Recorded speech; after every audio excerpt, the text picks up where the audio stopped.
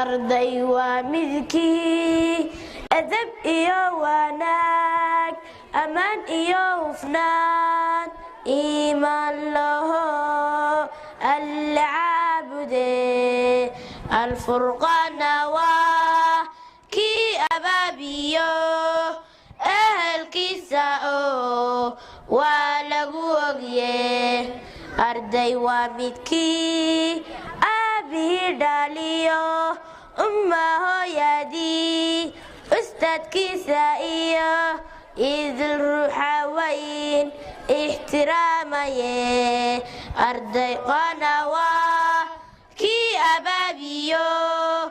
ehelkiisa oo waa lagu ogye arday waa midkii axaadiista iyo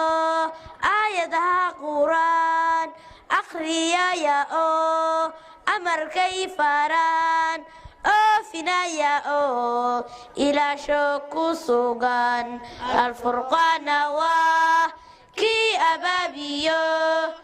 ehelkiisa oo waa lagu ogye arday waa midkii ashahata oo salaadaha ilaah ogaya oo soonqaadka idil afka haysta oo anfaciga ka taga alfurqaana waa kii abaabiyo ehelkiisa oo waa lagu ogye arday waa midkii yool u arkiyo ujeedooyin loo istaagaynino ayanti kastaba aqoon kororsado ijtihaadaye alfurqaana waa kii abaabiyo ehelkiisa oo waa lagu ogye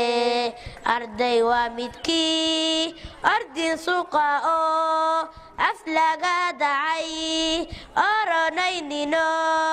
ummada ilaah abyenaynino amaan laga hela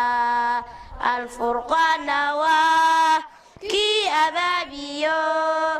ehelkiisa oo waa lagu ogye arday waa midkii aabihii dhaliyo umma hooyadii ustaadkiisa iyo idil ruuxa wayn ixtiraamaye alfurqaana waa kii abaabiyo ehelkiisa oo waa lagu ogye